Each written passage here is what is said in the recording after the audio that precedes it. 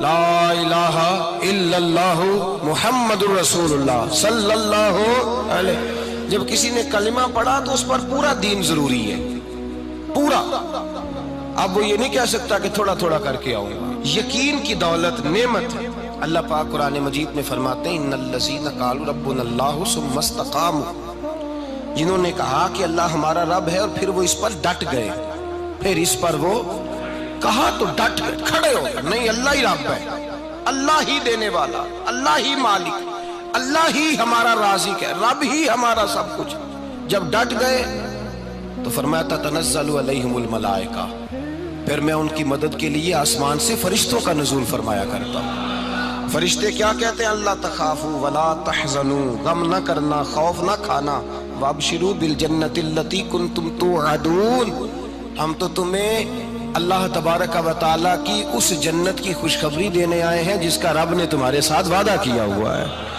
پھر فرشتوں کا نزول ہوتا ہے، لیکن شرط کیا ہے کہ ایمان لائے، اور پھر ایمان پر پھر یہ نہ سوچے کہ وہ کس طرح دے گا، وہ کیسے عطا کرے گا، وہ میری مدد کس طرح کرے گا، نظام کیسے چلے، ڈٹ جائے، ڈٹ جائے، کہے میرے اللہ کا حکم ہے تو میں نے حلال ہی کھانا ہے، میرے رب کا حکم ہے تو میں نے تھوڑے پہ گزارا کرنا ہے، میرے مالک کا حکم ہے تو میں نے اپنی جیب دیکھنی یا دوسرے کی نہیں دیکھنی، میرے رب کا حکم ہے تو میں نے اس کی اطاعت میں رہنا۔ جب ڈٹ جائے گا اللہ کے احکامات پر، جب ڈٹ جائے گا تو اللہ فرماتا ہے پھر میں تیری مدد کے لیے فرشتوں کا نزول کروں گا۔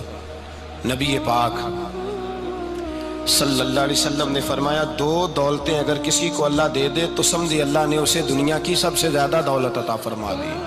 یا رسول اللہ وہ کون کون سی چیزیں ہیں؟ فرمایا ایک جس شخص کو اللہ نے معاف کرنے کی دولت عطا کر دی، جو معاف کرنے لگ گیا، جس کی طبیعت میں درگزر آ گیا، جو معاف کرنے لگا، غلطیاں معاف کرنے لگا، جس کو ایک دولت یہ مل گئی، اور دوسرا میرے مصطفیٰ نے فرمایا جسے اللہ نے یقین کی دولت عطا فرما دی۔ جس کو یہ دو دولتیں مل جائیں، ایک درگزر کرنا، دوسرا رب رسول پہ یقین کامل رکھنا، اسے کائنات کی ہر شے مل گئی۔ میرے نبی پاک نے فرمایا جب بھی دعا مانگو خدا سے یہ دو نعمتیں مانگا کرو، عرض کیا کرو اے اللہ درگزر کی دولت عطا فرما، اے اللہ تو ہمیں یقین کی دولت عطا فرما، ایمان کی قوت اور پختگی نصیب فرما۔ میرے بھائی حضور نے فرمایا مانگ کے لو۔ کمزور ایمان والا شخص کسی کام کا نہیں ہوتا۔